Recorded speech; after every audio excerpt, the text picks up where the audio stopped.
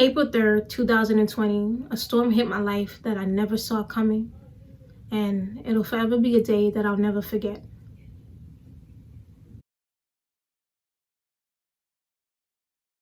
Hi, hello, what's up? It's your girl, Just Say Shan, and I am back with another episode. If you click the link, yes, this is the video where I explain to you why I quit YouTube. So let's get to it. I posted my last video towards the end of March in 2020, and around that time my aunt created a WhatsApp group chat telling the family that she tested positive for COVID-19. Also, in the midst of that, there was a lot of fear mongering that I saw on the news. The answers that we expected to get, we didn't.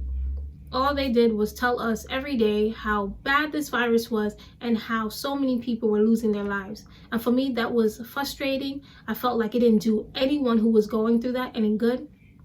And it didn't provide us with the support or the comfort that we needed.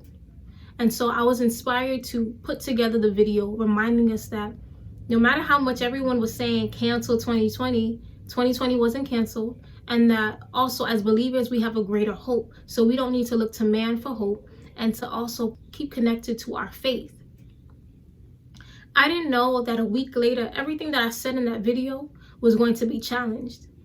Because on April 3rd, while I was in a meeting, I checked my phone and I realized that my family's group chat was going off. And it was basically a distress signal saying that something was wrong and my aunt was not okay.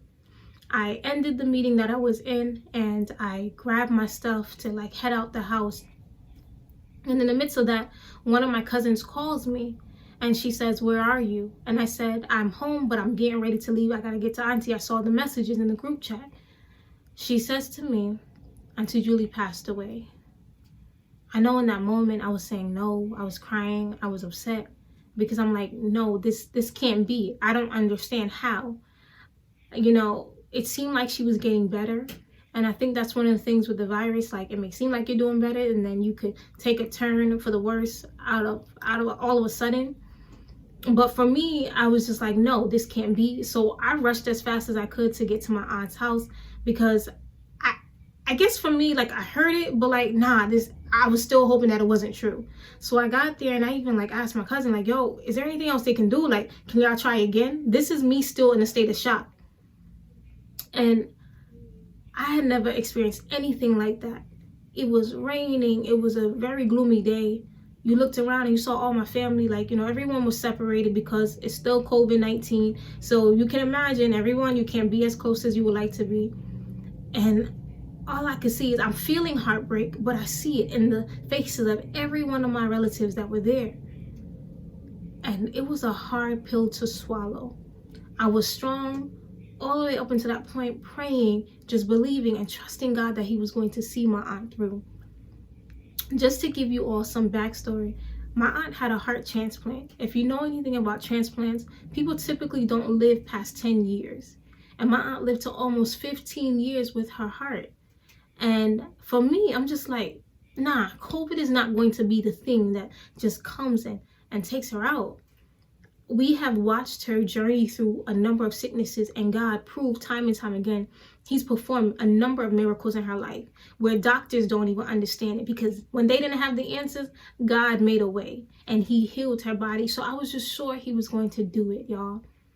And when that didn't happen, it broke my heart. I was in a very low place. I didn't want to do this. I didn't really want to talk to anybody.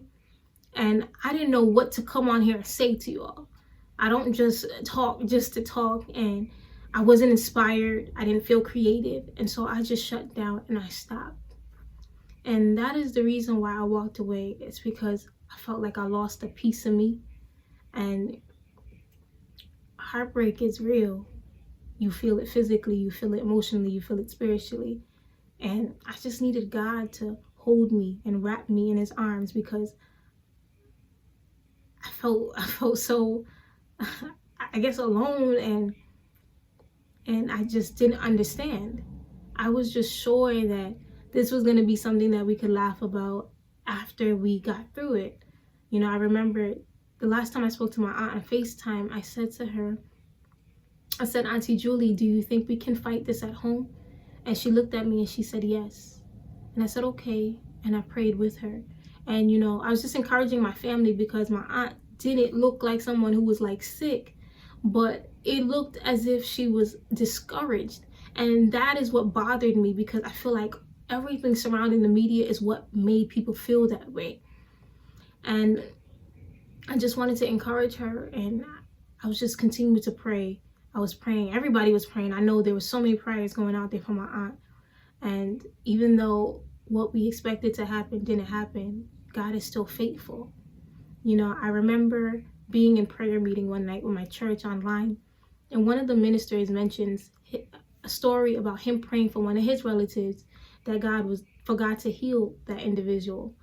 The individual ended up not surviving, and they ended up passing away. And he mentioned how he asked God, like, why. He didn't understand. He was so sure that God was going to heal his relative. And he said that God told him that he did heal his relative. And that was a defining moment for me, because while he's talking about his story, I felt like he was speaking to me, because he reminded us that just because we expect God to do it one way, it doesn't mean that he can't do it another way. Sometimes people get the healing just out not having to deal with the stress or the impact of the sickness anymore. My aunt lived through many years of being sickly, and we saw that, and we saw her triumph, and we saw her be so strong. But you don't ever know what that actually feels like for the person that's actually going through it. And so while she's no longer here, I'm very sure she's resting. My aunt was a believer, and I know that she did all that she could do. And God allowed her to take her rest. We are still healing. I'm still healing. I'm still processing it. And grief doesn't have a timestamp on it. But I'm very grateful that I'm in a much better place than I was a couple months ago. I'm grateful for the people that prayed me through, that supported me during that time.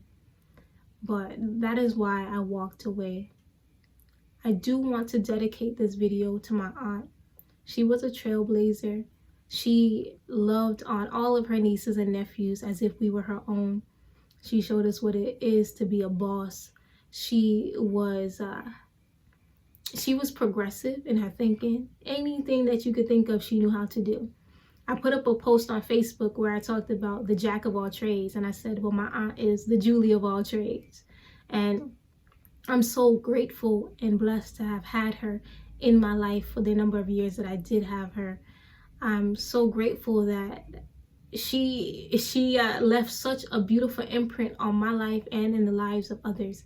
She showed us what it looked like to be a phenomenal steward of the gifts that God has given us. And she left a legacy that will forever live on. Auntie Julie, while you're no longer here with us, you will be sorely missed but deeply loved. On January 7th, it was my aunt's birthday, and we got together and we had a little celebration for her.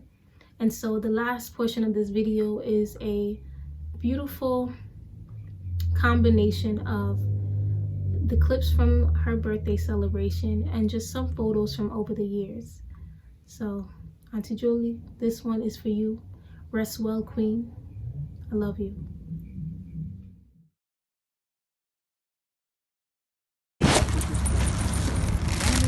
We're gonna keep this short and sweet because it's that frigid. Just gonna go around the room, well, around the table, and everybody can say a couple words. You know, we love her.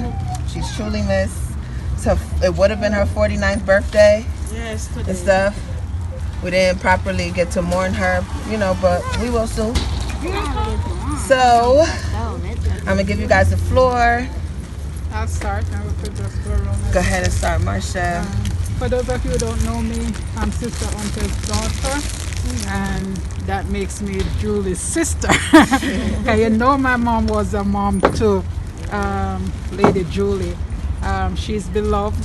When we came to this country, she drove me, my family of 4. She got us situated. I mean, she was always there. That's somebody your mom, your whatever she is to you guys, for the grandma, mom, auntie, cousin, she's somebody that we could all rely on. She is always there, and she put her personal issue aside. You know, she knows to make sacrifices, and that is a person that I've come to love as a sister and as a friend, and she's greatly missed. And I just want to say happy birthday to Julie. I know you're in the heavens, and that makes me happy because I know where she is today. Amen. Amen. Thank you. Here this time we had beautiful birthday party for my sister Julie. Didn't know that it was going to be the last one. I still can't believe she's gone. Like, I still reach for the phone when I want to give her a little labrish. I'm not nobody to give her the little labrish. Still forget.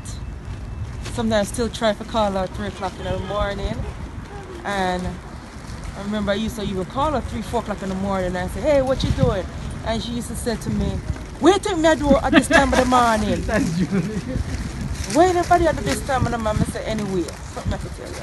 Anyways, but it's like a part of me is gone, a part of me is innocent. And but happy birthday, Sister Julie. You're loved, you're missed. And until we meet again, I know you're up there dancing and laughing and whatever, but until we meet again. Showing up, girl. Happy birthday, Auntie. Like Auntie Michelle said, sometimes I think to myself, like, dang, she really not here. Like, but, you know, we love you, we miss you, we can't wait to join you one day and be with you in the Lord. God bless. Thank you. Happy birthday, sister. I miss every day I think about you, and I think about when you were young and in OT. I used to go look for you, take things for you, and I can't really say this, but I know one day I will meet you in heaven, and may you rest in peace, and we all love you. Eva? Lily? Dina? I think okay. She wasn't really my mom, but I guess you could say she was like a second mom to me. So, yeah, I want happy birthday. Thank you. Kati? Go next. When I first heard the news, my mouth dropped. It was crazy. It really broke my heart. It was so sudden. Such a wonderful day. Happy birthday. Check. Happy birthday, Mom. Yeah, so you know, this is our first year without her.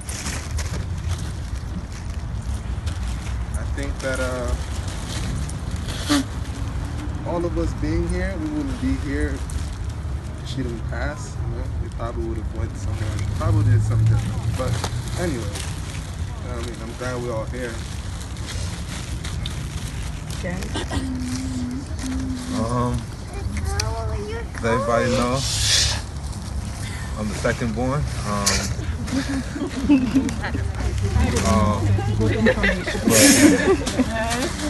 But I wasn't expecting this time around to come this quick.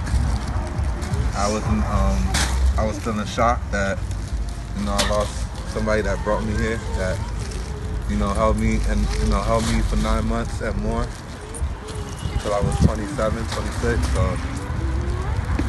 you know, it feels different, and I really miss her. And I love you. Happy birthday. I really love Grandma, and I try not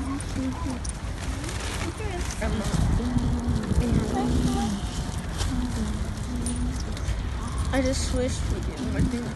I just wish I did more things.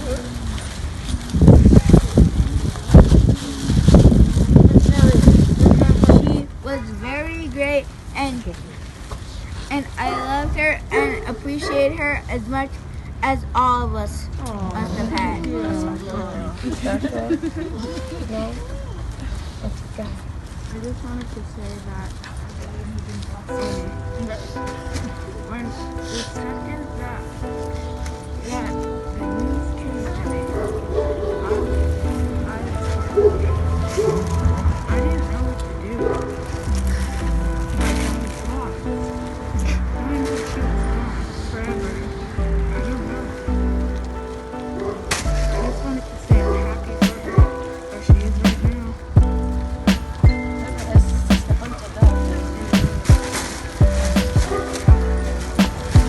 Yesterday, Joshua said that, Mommy, I don't want to forget about Auntie Julie.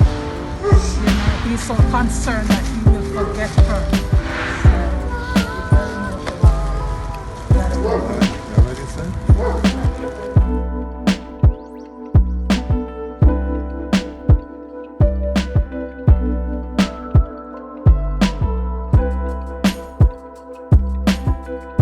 Burning a mountain. Come on, Auntie over there. Come on, guys. Tell me Ready? how So to say count Auntie.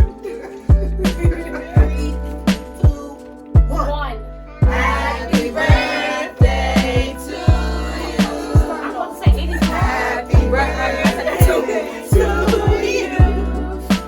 Happy birthday, dear mommy. Auntie Julie.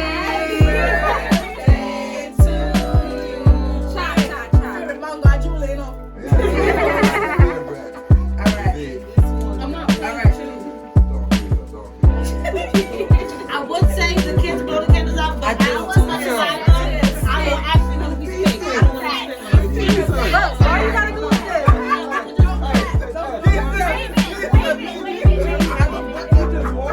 Shaq, because the candles are melting.